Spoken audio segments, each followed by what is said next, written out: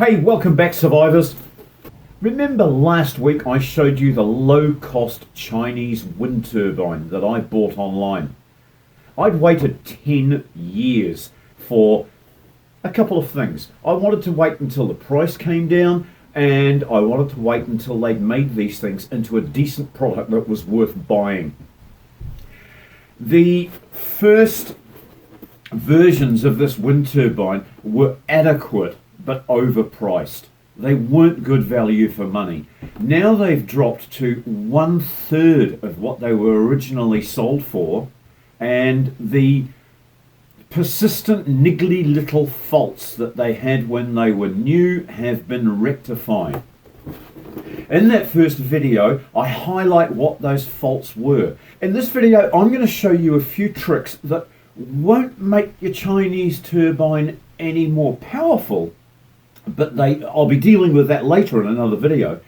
In this video, I'm going to show you 2 or 3 things that you can do before you put your Chinese wind turbine outside into the weather that will help it last a lot longer than if you had just taken it out of the box and stuck it up the pole.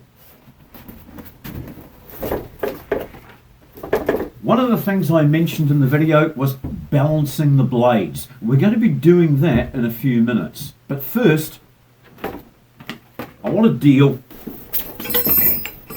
with the turbine itself. There's a few little issues that need to be sorted before this thing can go outside and provide you with reliable service. Let's get some of the extras off the bench and we'll get right into it. The issues that I've uncovered by talking to friends and having a good look at these myself are basically slight manufacturing inconsistencies that in a better quality factory would and could be easily attended to. But if you want to save money by buying one of these, you must expect to do a little bit of that work yourself. What we're going to do first is open the thing up and climb inside. We'll remove the hub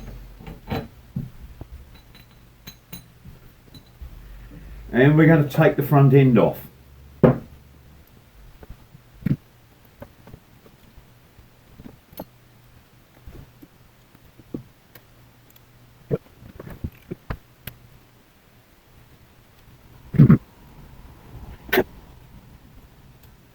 Now, I've had friends who've bought these in the past, and the issues that they've had have been issues of unreliability caused by poor assembly and poor finishing.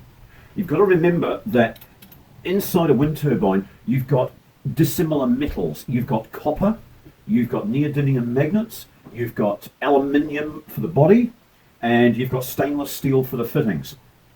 That combined with electricity gives you electrolysis, and electrolysis is a problem that boat owners have to deal with, and indeed anything in a marine environment. If you have anything that's coastal, if you have a house at the beach, you're going to have mild electrolysis problems between dissimilar metals. So what you've got to do is eliminate the electrolysis by doing things such as grounding the body and isolating the dissimilar metals from touching one another, if that's possible.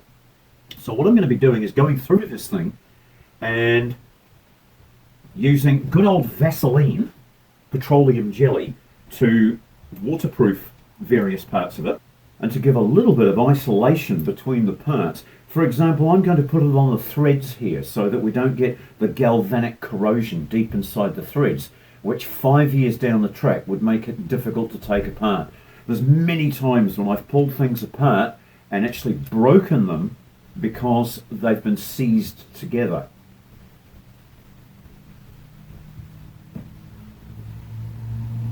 And one of the other issues that we're going to attend to is the fact that it gets put together without too much finishing.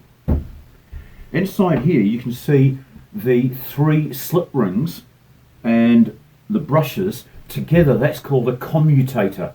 And what a commutator will do is deliver the electricity from this head unit here down into the wires and the pole in a continuous manner.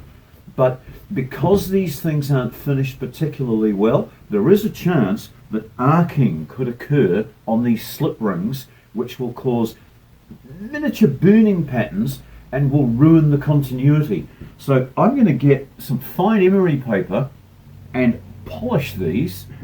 For these next three hacks, you're going to need some specialist equipment.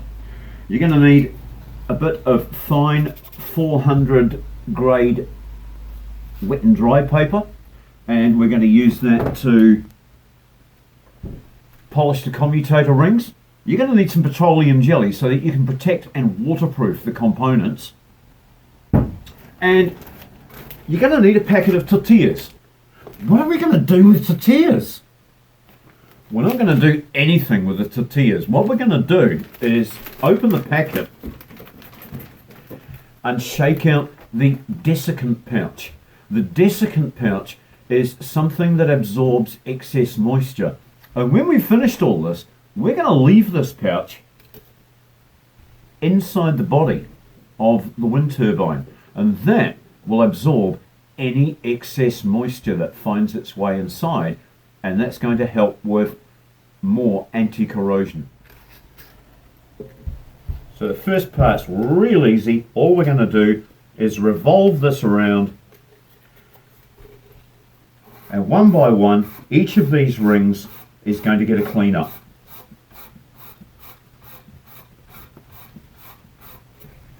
That's 1, 2, and the third one, 3. Now these are nice and clean. That's going to help the brushes last longer, and it's going to help the brushes provide a better job of contacting so that there's less arcing.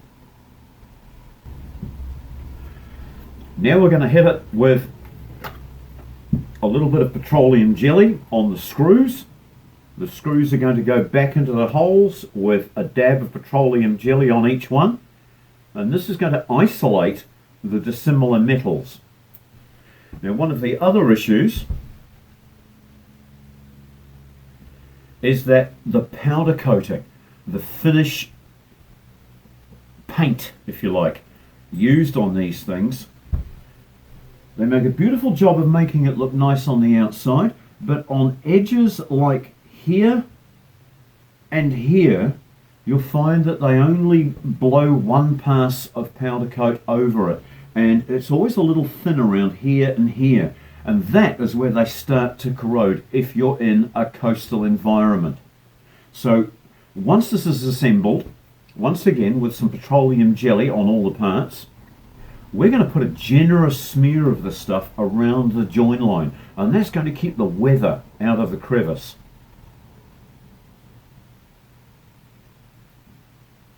One thing I've discovered from having this apart before is that you can't assemble it and then put the bolts in. You actually have to put the bolts in these 4 holes and pass this O-ring before you assemble the thing. Otherwise the bolts will pinch the O-ring where it passes each of the bolt holes. So I'm going to put the bolts in now, making sure that I haven't dropped the spring washers.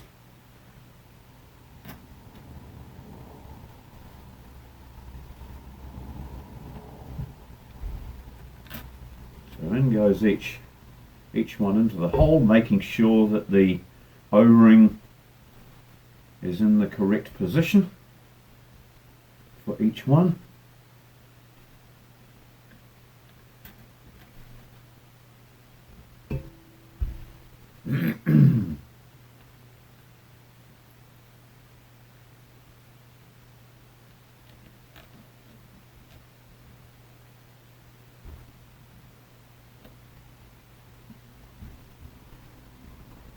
Right, so we've got the bolts in the hole, the O-ring located where it should be, And we're going to put a reasonably generous smear of petroleum jelly around this line.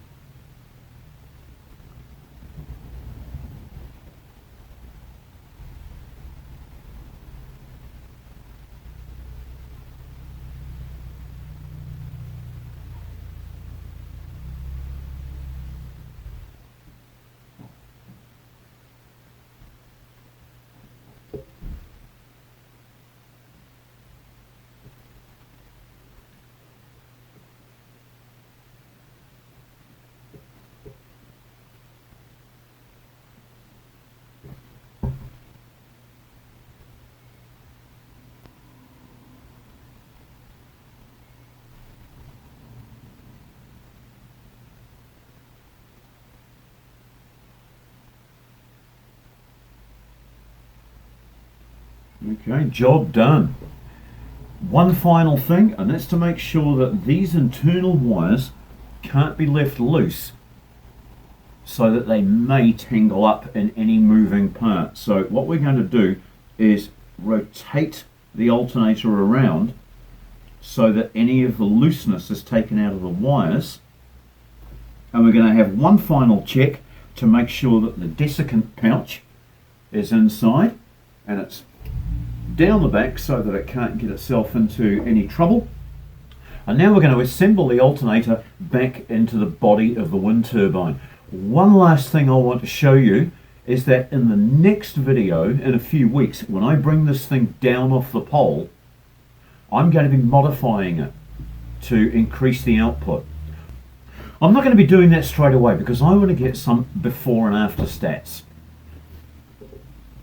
How I'm going to modify it is on the rotor part here, we've got a series of magnets around the outside, and they're not particularly strong. This thing's rated at 400 watts, but my friends who've already bought these say more like 80 or 90 watts.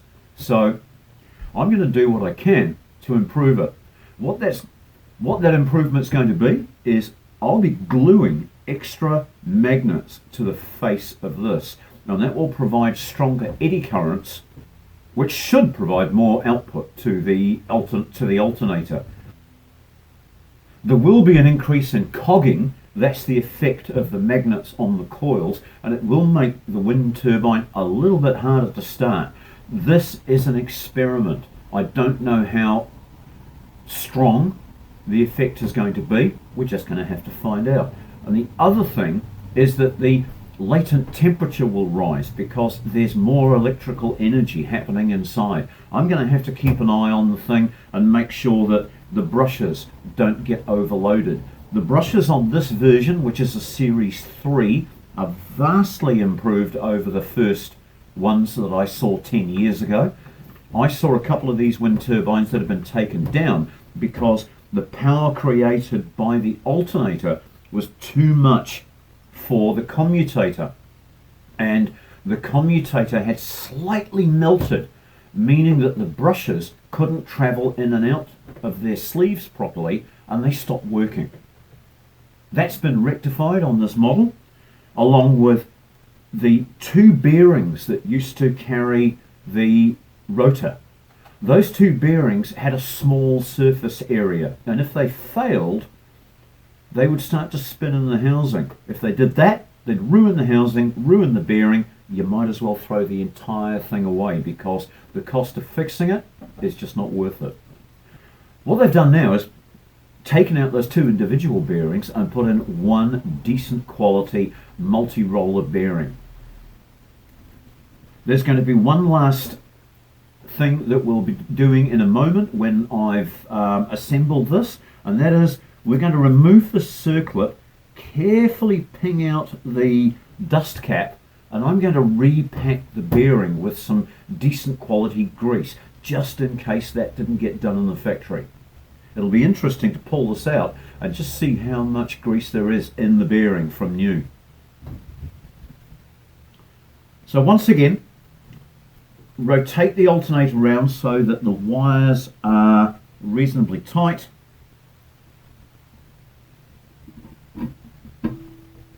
Offer up the alternator and tighten the bolts in a crisscross pattern. When you're doing up anything that's got more than one bolt in it, don't tighten up the bolt or the screw until you've got them all started. There's nothing more annoying than going around the back of a stove or the back of a washing machine after you've repaired it, doing up a few screws, getting them all nice and tight, and then finding that you can't get the last of the screws in the holes because of an alignment issue. By doing what I'm doing now, you're making sure that there are no alignment issues. You're making sure that everything gets off to a good start with a little bit of lube down each hole. Everything's lined up. In fact, already I can feel that these screws are going in much better than they came out because they were dry. Everything feels good. There's no chance that the O-ring has slipped out of alignment.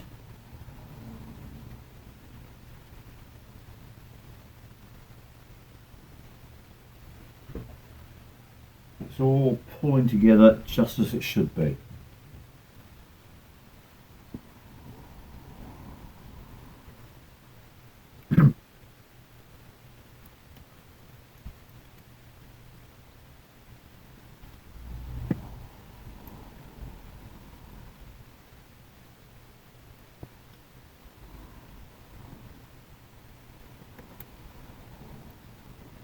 So these get nipped up in a crisscross pattern a little bit at a time to make sure that everything comes down into perfect alignment.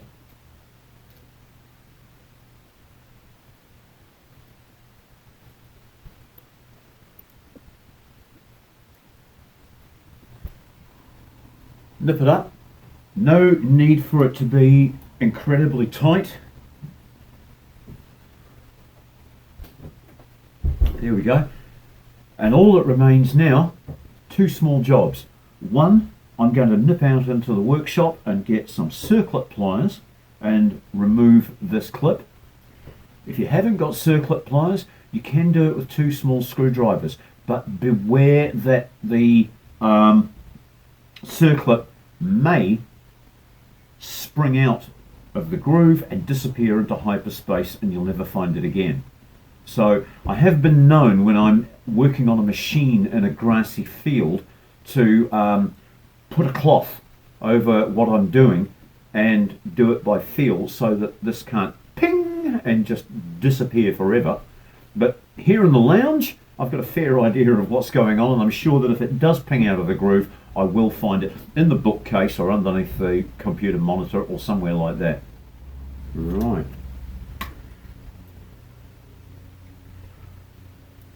Now, to remove this, I'm going to be using circlip pliers. Circlip pliers are like belly buttons. You've got innies and you've got outies. You can see that when I squeeze the handles, one pair moves outwards and the other pair moves inwards. That's because you've got internal and external circlips. So we need the internal circlip pliers, and we're going to just ping this out real easy.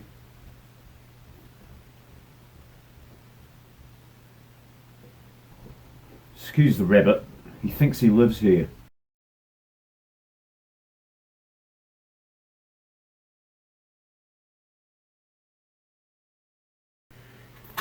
Now I've also got a selection of these things. They're not screwdrivers. These are almost like dentist's tools, and I use them quite a bit for fine work. They're great for just hooking under something to make sure that it ends up in the right place.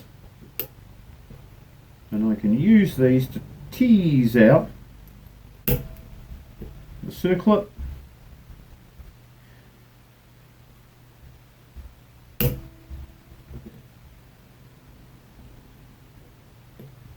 Oh, this is Rex, by the way. Not Rex Bear from the Leak Project. This is Rex the Rabbit. Right. Almost out. This is the part where it pings pings out and disappears into a different dimension. We'll try and avoid that in this video.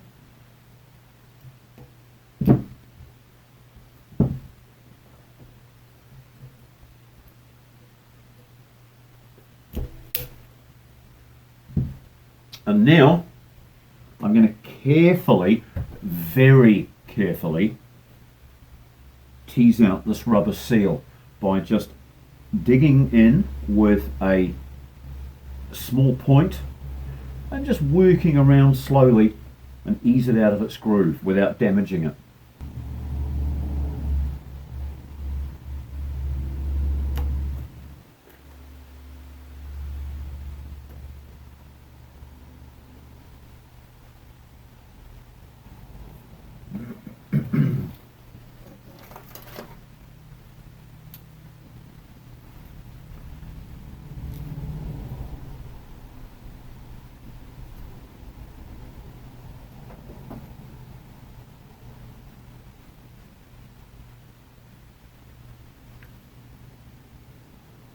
So that's got it free. Now I just need to move around.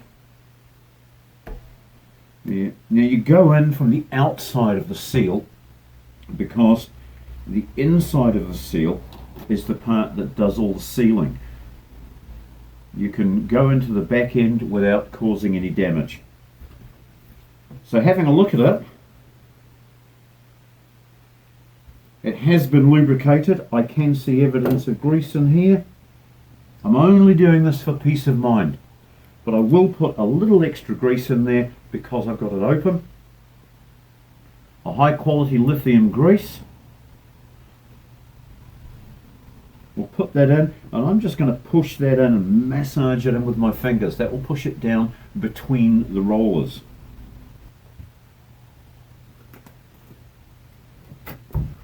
So there's a couple more fingerfuls of grease, and now I'm just going to pop the seal back in the hole and push it into place.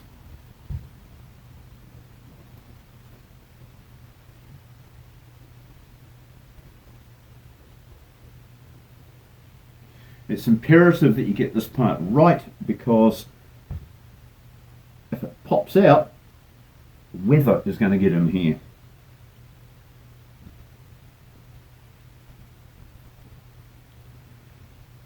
So I just felt a satisfying click as that dropped back into its groove.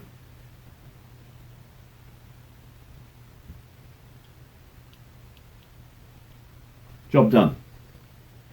All that remains now is to put a wipe of petroleum jelly around the seam. Now that the weather's cleared up outside after 2 weeks of rain, I can look at getting this thing up the pole. That involves a little bit of modification, because my existing turbine, being homemade, doesn't have the industry standard mounting plate. I've actually used the steering head of a bicycle frame to do the rotating part instead of a proprietary arrangement like this or any other bought wind turbine would have.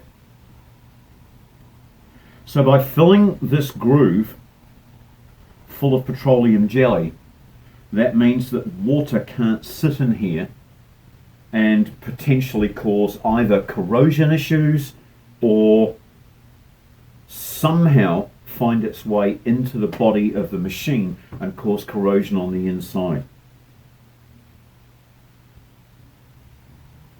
Now don't forget that this is a short series of videos. There'll be about 3 or 4 videos that explain why I took the risk after 10 years of looking at them to actually buy one of these Chinese wind turbines. This video, which explains simple little things that you can do just to make sure that it lasts a lot longer than it would if you just bought it and stuck it up the pole. And in the following video, I'm going to be showing you how it can be modified to create more power. So if you subscribe to the channel, you'll get the notifications and then you won't miss the videos. So go down to the bottom before you leave, click the bottom, ring the bell, make sure you get the updates.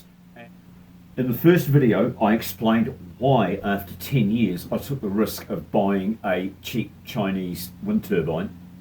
And in this video, of course, I'm showing you 2 or 3 simple hacks that you can do yourself to ensure that this thing provides you with some decent length of service once it's up on the pole. And in the following videos, I'm going to be showing you how this performs as a standard, and I'm going to be showing you how I can modify it to produce more power. Sorry.